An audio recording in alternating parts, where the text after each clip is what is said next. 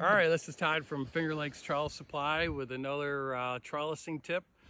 I'm with my good friend and honestly I got to say mentor on many things, Dave Wiemann from Sheldrake Point Vineyard and Winery, and if you look them up, you'll see they're award-winning winery. I mean, they got a great winemaker and they got an incredible vineyard manager. Dave, how long have you been at this, by the way? Since '99. So you got 1 or 2 years under your belt. Yeah, a couple of years. Yeah. And just kind of some background, Dave's been kind of my I bounce inventions off of. Dave's quite an inventor, and I think you missed his call. I do. Missed your calling as an engineer, but I know it's nothing like working with your hands in the dirt. And, well, that's it, isn't it? Mm-hmm. You gotta, it is. I think I have to be in the dirt. So yeah, I love my dirt therapy, playing on equipment. Yeah, except it just seems to cost money instead of. But anyways, I'm addicted to buying truckloads of gravel. Yeah, but back to work. So we're in Ovid, New York. That's Cayuga Lake behind us, Seneca County, the Finger Lakes, and this is my FLX post. It's made with rail steel. It's a high carbon, high strength steel. It's just far superior to any kind of rolled edge post. There's no finish on it. You don't need a finish on it. Leaves that natural look. How long has this been out? This has only been out 2 years. 2 years? 2 years. And it kind of looks the same as the first time it was rained on. It doesn't change much. Yeah. Well, there's so much carbon in the iron that there's nothing for the oxygen to interact with. Yeah. I think. And so this post, Dave designed the notching placement of this because it's particularly for his system. The Scott Henry Yeah, system. go ahead and talk about that if you would. Okay, so we typically have a high vigor site at Sheldrake Point Vineyard. And vigor is measured in vines in pounds of prunings from 1 year's growth. And just to ballpark that, most of our vines are close to 3 pounds. So that, at 1/10 of a pound per shoot, your 30 shoots are over per vine. So at 6 feet, you have too many shoots per foot with just 1 fruit wire. So we end up using 2 fruit wires. The vines start on the lower fruit wire, and if they do show themselves to be vigorous enough, they get tied to both fruit wires, having 4 canes. And where do you do your first fruit wire off the ground? This is the first fruit wire. It's about 30 inches, 33 inches. And then this one's 8 inches higher. So there's 8 inches between fruit wires. And this fruit wire is missing right now. But as the vines become mature, they may need that second fruit wire. And that will have one canopy trained up through these catch wires. And the other set of shoots will make a second canopy that's trained down. And because of that, we need the full height of the post, a full height of a 9-foot post to, kind of stretch the canopy out enough, and that helps appease the vigor of the vine. And you spread the shoots out further. Instead of having, say, all 30 shoots on 1 wire, you've got 30 shoots on 2 wires, or maybe more than that. And you get down to 2 or 3 shoots per foot of row per wire, and that really does space them out nice. And about this post, tell me why you decided the FLX post. Well, we had T posts, and they work very well. And this is a lot like a T post, and it has some features that make it nicer than a T post. One is all the wire holding manipulations or mechanisms are on the post. You don't have to put any additional hardware like catch wire holders or fruit wire clips to hold that wire in place. These notches are right in the post. And unlike a C post, the notches are straight. So you can just take that tight fruit wire and move it right in and out without any trouble at all. With a C post, you have to, tension the wire a little bit to get it through the notch and then put it in. And it still holds the wires nice and close together. And the benefit of holding the wires close together is if you want to keep your shoots from sliding down the row, say my fingers are the shoots, and if you got a tall shoot on something like a Pinot Noir or Pinot Gris, you might need to put a little pressure on those shoots to keep them from sliding down the row. So it would tie the posts together, or the wires together. And with a large diameter post like wood or some other metal posts, by the time you get all these catch wires pulled together, you get to the far end of the row, the wire is so tight you can't get them together anymore. and not to say just the time with the catch wire clips of hooking them, unhooking them, Yeah. to pull them back together. Right. There's a lot of work, and it doesn't hold the shoots right. So the metal posts work better for us, and so far these are the best metal posts we've used, both for ease of use when the trellis is established and the vines have shoots on them, and installation. And we drove 7 acres of these posts so far, and we haven't bent one of them. You know, Yep. I've hit numbers of rocks. And- They just don't bend. They're like springs. And you're using a real post driver, not like it's a Oh, no. shaver or a No. vibrator. We're using Yeah, it's the Wheatheart rear side slide, Right. and you know, it's something that you drive in your end anchor post 5 to 6/8, and no post driving cap needed. Nothing. Did you? I mean, you don't even dog ear them, Nope. nothing. As opposed to you know my competition stuff out of California or overseas. How many of them you crush, or do you ever accordion? Well, I know you do because there's a hedgerow full of them.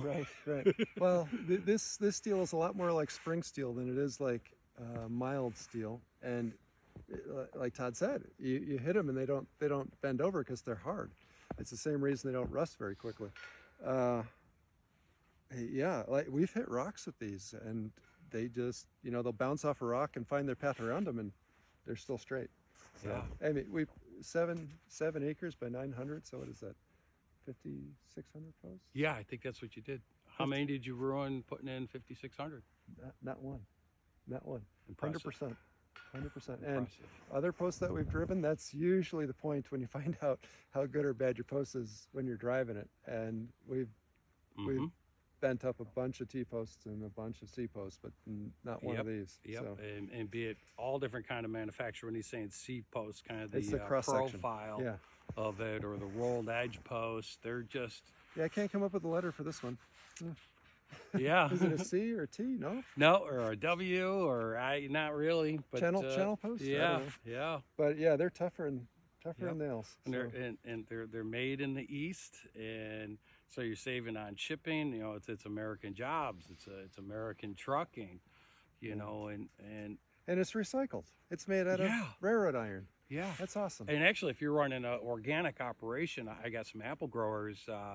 They depend on steel, right? Rather than wood. Well, looking for something else for that organic, and then you know how they'll do Right. your scoring system and Yeah, stuff. And yeah. and he got the extra bonus points of because it was recycled product and recyclable.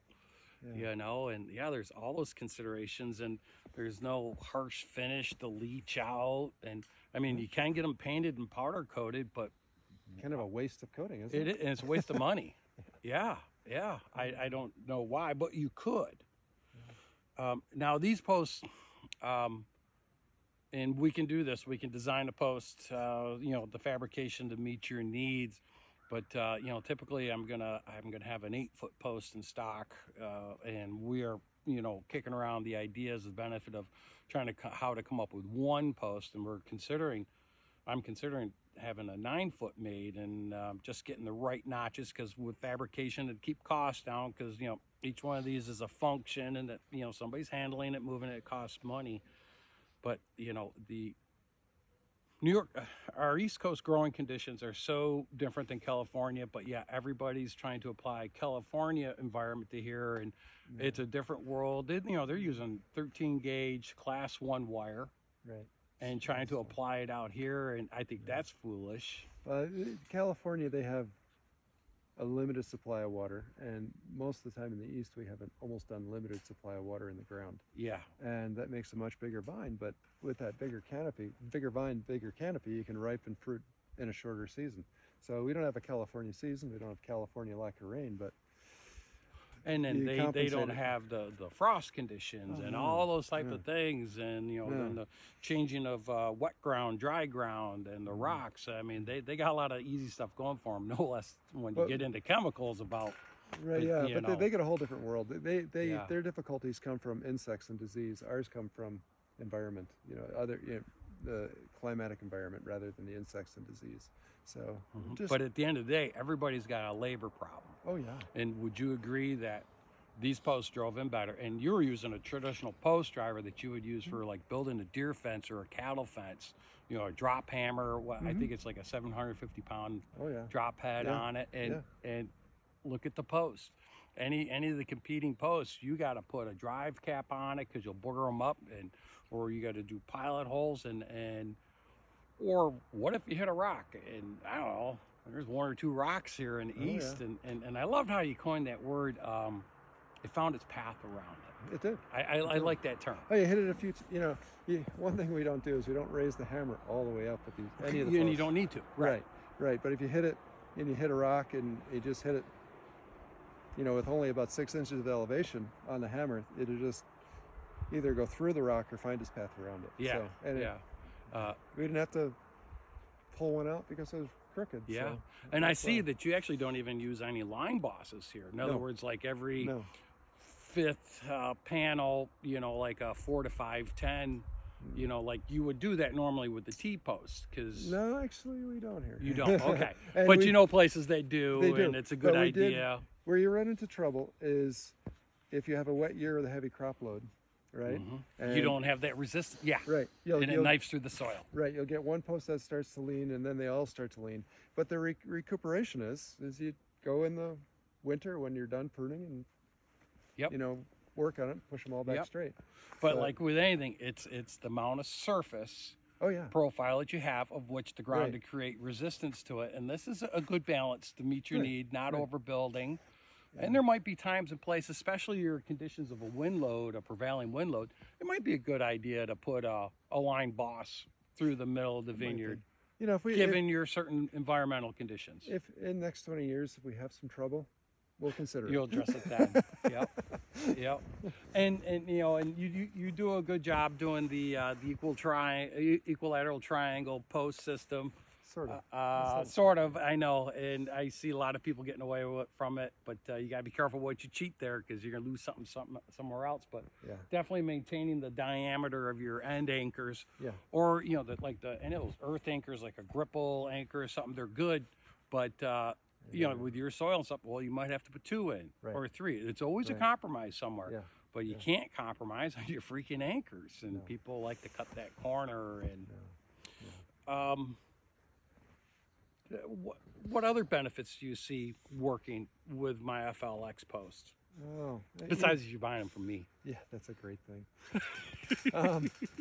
The ease of the movement of the catch wires. I mean, if you got chutes down here, say this is a fruit wire, and you pull this catch wire out, and your chutes are out a little bit, it's super easy to move that around and put it back, and it nestles quick and easy. Super easy to position chutes with.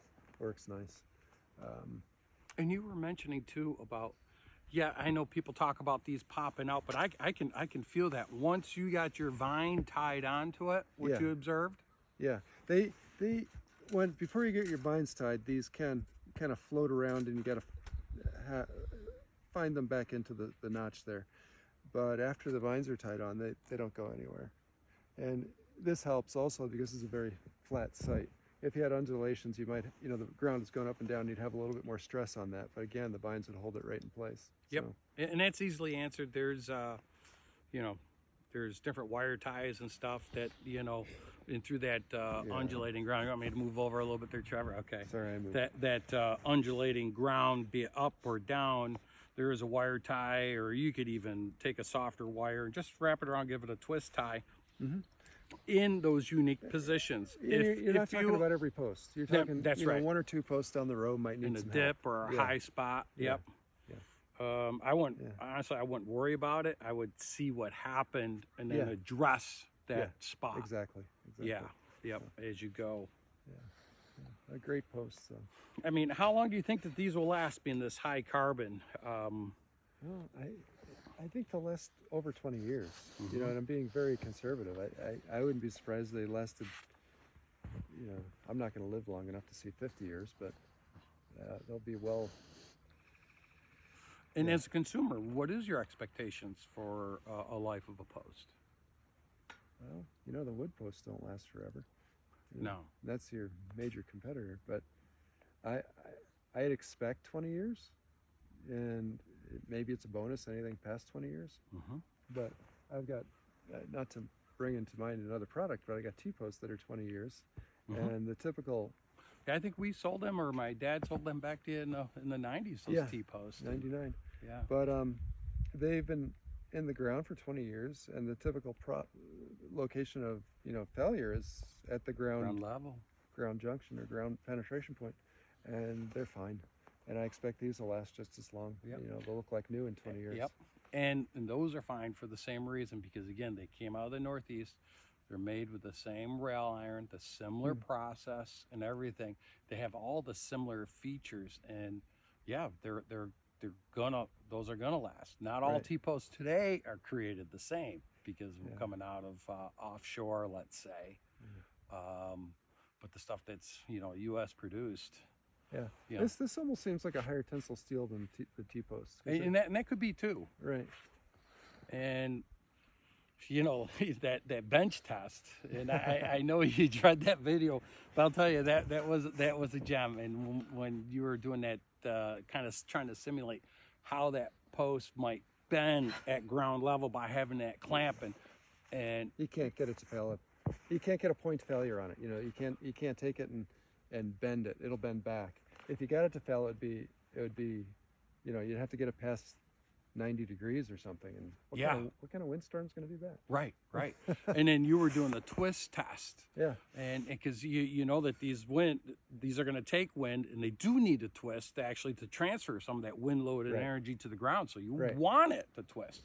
And I think that's a weakness of wood, is it doesn't have that ability to transmit that, and unless they're going to use a 4 to 5 8-foot Southern Yellow Pine, which is getting way too pricey. Everybody else is using these 3 to 4 lodgepole, and they do a good job, but they're not strong enough. Well, another fantastic feature of a steel post: mechanical harvesting.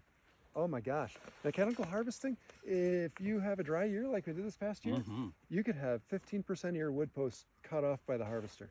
Why? Well, when you're harvesting, what you're doing is you're taking the whole canopy. And you're shaking it back and forth 5-6 inches with the shoots. And a steel post like this, it'll flex and it might wiggle in the ground a little bit, make the hole a tiny bit bigger, but that'll heal over the winter. A wood post, if you move it that much, you've broken it off. Especially with the dry year, because it's locked in. It doesn't have that wet you have to give. Not giving. And you're breaking posts. Yeah, every time we replace a post in the wood post vineyard, it's with a steel post, because it'll never break again. Yeah, and it's so hard to physically come back and re-drive a VSP post, it's just it's the steel posts are so, as long as the only thing people, and this is a personal preference, what people hold against the steel posts is aesthetics. What do they look like? And to me, they look a little different, but they look awful neat to me, and all I see is the functionality. You want to do a little spin with the camera, do a little radius pick? And they look a little bit austere, I guess, but they look very neat. And once the foliage is on the vineyard, it's like, it looks like a vineyard, but you don't notice the posts. Yeah, especially when the foliage is on it. And you don't have any of that CCA or anything to leach out. You don't have any toxins. People are getting turned off by that. That iron's 100% natural. Yeah, that's right. And recycled. So. Yep, bonus. And the other benefit too is, with the wood post, they're not cheaper. You're getting, less on a load. Like if you were to run up to my place and get a bundle of post, well, this bundle of posts you can bring back 200. That same weight of that bundle, that same truck you're pulling 70. Up at 70 tops. Yeah, or it's probably 50. Yeah. So there's that logistical thing that just physically handling your employees, just that. And this is part of the installing system. I'm sure that you thought about just the physically handling and laying out. And there's a labor shortage today, and the type of help you have. That Southern Yellow 4 to 5 8 is probably 70 some odd pounds. That gets old. You're only carrying one of those. This you can carry, 10 pounds for a 9-footer. We go along in the vineyard with a trailer, and you can fit 2 acres worth of these posts on the trailer. Yeah, 2 acres worth of posts behind a Kubota RTV, and you can't do that with wood posts. Yep. And then it takes 3 times as long to pound, and then you got to come back and staple. We'll have a crew of 2 guys putting these in, and another two more guys putting the wire up. And you know, if everything goes well, you can get an acre done a day. Yeah. Or more. You know. Yeah. And with the wood posts, it wouldn't be Yep, half that yep. much. So, And that wood post, you got to drive that in to get the stain. You can't go digging a hole; it's gonna come out on you. So you know, this stuff, even for like smaller operations, you know, you could even rent or buy those vibrating post Right. drivers and Exactly. stand on side of the UTV. And granted, you don't want to do it all day, and you don't want to put everybody up there, but you can. all day with this and the vibrator pounder, you get some work done. All day with the vibrator pounder Yeah. and wood posts, you get nothing done. You get nothing done all day. That's right. You might get 10 posts in this one, you might get 50. Yeah. So, Yeah, I want to do a video of, because it's just crazy what these will drive through. So we get my son with the vibrator driver, showing him, okay, we're going to put it through this parking lot, and we're going to put it through this Exactly. parking lot, and then go probably into put it the, through a sidewalk if it's a yeah, little well, that's what I was going to do. We're going to go into my workshop with the concrete, and I bet you'll drive through here, but I was going to pause and go, well, who would grow grapes in here? Yeah. Not the fact that I might be able to drive it through the concrete. I don't know. I think, If it make a mess, I know that. yeah, probably would go in a ways. I thought they'd be fun to do, so I still might do that video, yeah. Basically, you got a jackhammer, vibratory Oh, yeah. pounder Yep, plus yep. this guy. High frequency. Yeah, Yeah, it needs to take the beating. Yeah, when you were doing that bench test, that twist, yeah. and trying to find something bigger because it kept twisting around. Well, you got it in this large vise, and if you look, there's another video with Almost Dave killed with both that. of us. Yeah, and Dave is an athlete. He's incredible, Oh. especially for an old guy. For an old guy, I'm okay. I say like you're a few years older than me. Am I? Oh, man. Yeah, I think How old am I? Gosh, you're knocking on 60. well, 63 is my birthday year. Wow. And Yeah. you are? I'm gonna be 56. Oh, So shit, you're so old. I know, but you're a rock star though. This guy rides his bicycle to work, and how many 60 miles is that? So it's 80 miles round trip. 80 miles. Okay. Yeah. Yeah. 80 miles round. Or he drives a boat across in the summer. He's the rock star. Anyways, it's like a love fest. Yeah, here we go. So he's spinning this around, and we're trying to get to the point of failure because first he was testing, I don't want to say the manufacturer, but it was a West Coast 12 gauge rolled edge notch post. And like you said, when you twisted it, it was about 120 degrees that it went around to where it yielded. In other words, it stayed bent. Right. And then when you had twisted this, there wasn't enough room at the counter to twist around, so you had to go something a little shorter because, you know, he's on the far end of the post, so you're able to get the torque. Well, we've all made this mistake with a pair of vice grips one time or now.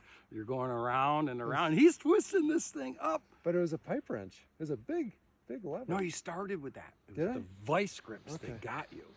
Because, well, you're strong enough. Plus, you know, you were on the far end of it because Yeah. it was clamped in the post to represent ground level. And, and you were on the end and you were twisting. I don't know. I think it went around like 5 times. But on one of those other handoffs, just hit that release lever and the energy. You reminded me of one of those rotary mowers, you know, like Yeah, golf courses, only golf Almost mowed courses us still both use. down.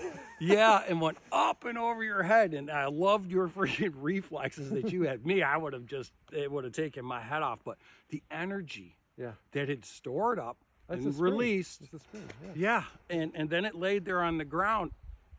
It's the same post. I'm running around the back of my truck, still demoing and bending, and you lay it on the concrete from one end to the other end. It has a catawalkie. It might be 1/8 of an inch Yeah. tip. Yeah. That's how much it yielded with what, 5 rotations? Yeah, and we've twisted it the other way with other people, and maybe we'll do that. I haven't broken it yet, and it's been in the back of my truck since that time, still. Yeah. And it looks exactly like this post. Yeah. It's incredible. So the time that you save with the fasteners, besides the money, but I mean, you agree that labor, Yeah. labor. Yeah. There's just no labor in putting these, you know, there's Yep. labor, but it's something like, But your One- lack of available labor, so many people are facing today. but this is a quarter of the labor of putting a wood post in and putting staples in. Maybe it's a quarter, maybe it's less. Maybe it's less than that. Yeah. Yeah. It's incredible.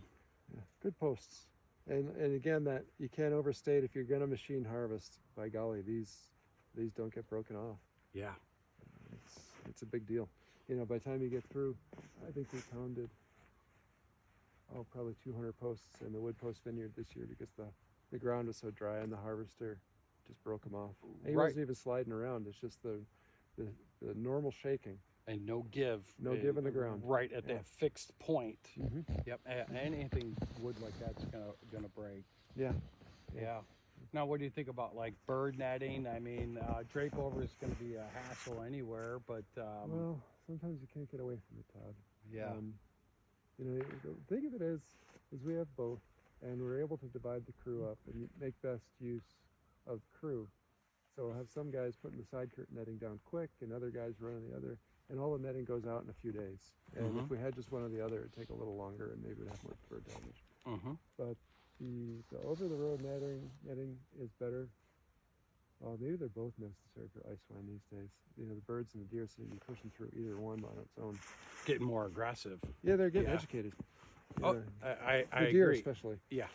They're very adaptable. Yeah. And you're getting to a situation, I know you know it, that, you know, you're going to need a deer fence at some point, but There are lots of guns.